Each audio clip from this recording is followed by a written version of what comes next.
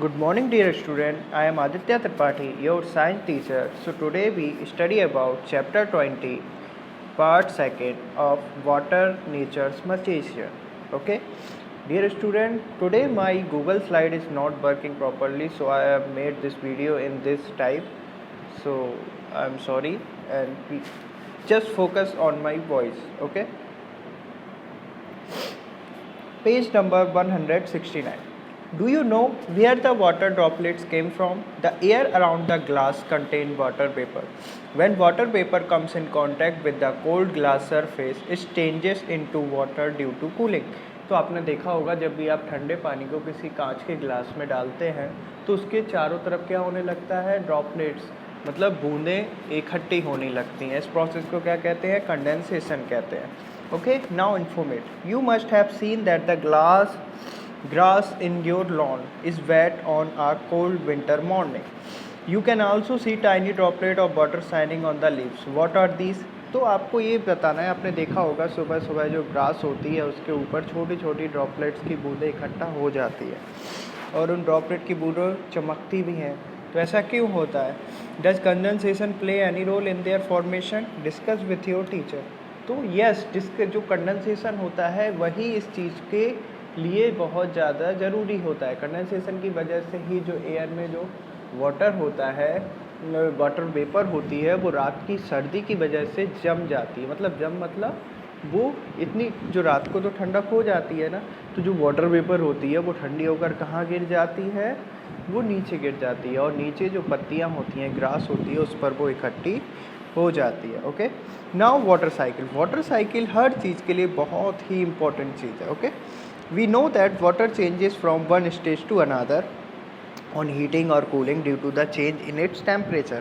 हमें पता है जो वाटर चेंज होता है वो हीटिंग कूलिंग प्रोसेस की वजह से चेंज होता है.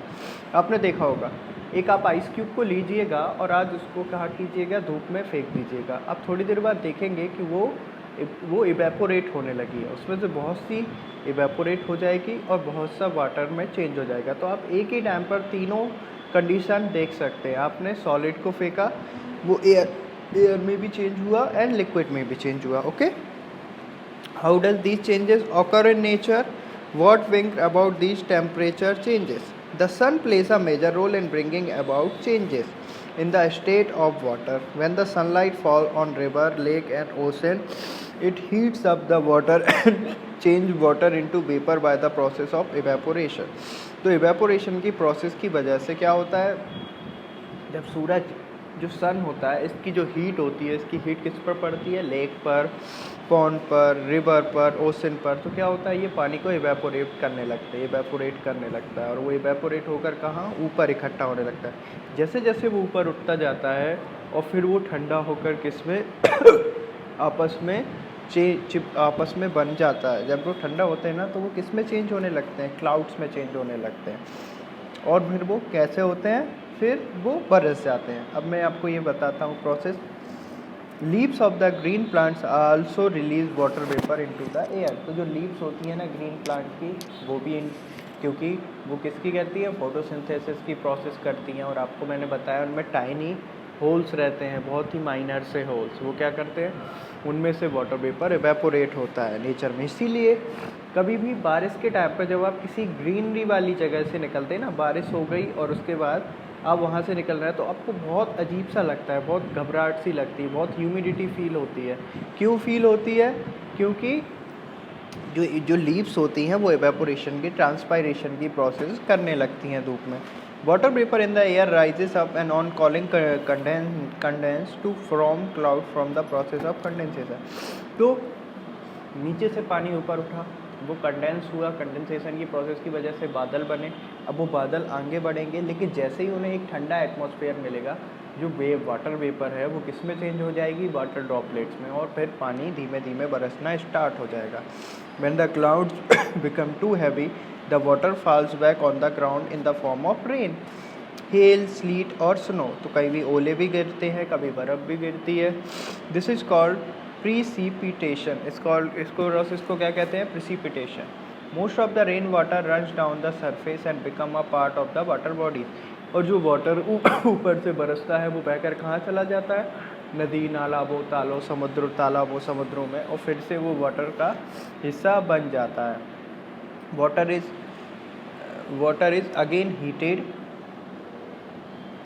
और वही प्रोसेस चलती रहती है। जब कोई प्रोसेस बार बार चलती रहती है तो उसे हम एक साइकिल कहते हैं। जैसे कि लाइफ साइकिल, ह्यूमन ने जन्म लिया, वो उसने पूरी लाइफ जी, उसके बाद उसकी डेथ हो गई। हमारी जो माइथोलॉजी है उसमें बोला जाता है कि वो फिर से जन्म लेता है। इसी तरीके से जो वाटर साइकिल होती है, इसमें क्या होता है, इसमें वही प्रोसेस बार बार होती है जो मैंने आपको पढ़ाई थी कौन सी प्रोसेस पढ़ाई थी, वेदरिंग प्रोसेस पढ़ाई थी। वो भी एक साइकिल पर ही डिपेंड करती है, वो प्रोसेस भी बार बार होती है, तभी वेदरिंग प्रोसेस हो जाती है।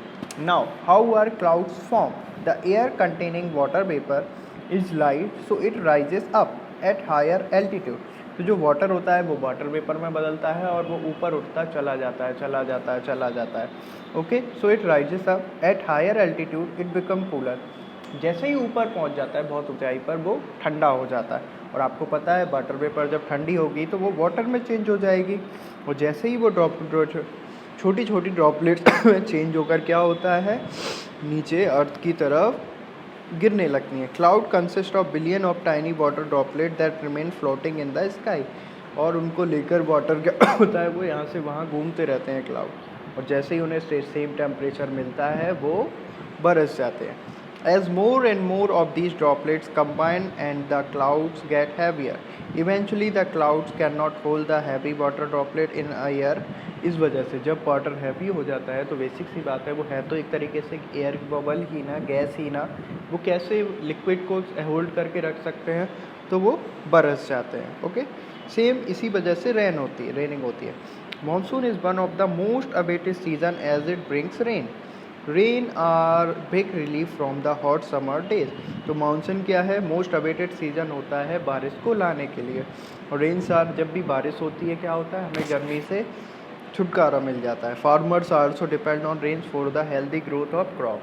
अपनी क्रॉप्स के लिए फार्मर्स उस पर डिपेंड बहुत ज़्यादा रहते हैं। What do you generally observe looking up into the sky when it is still raining?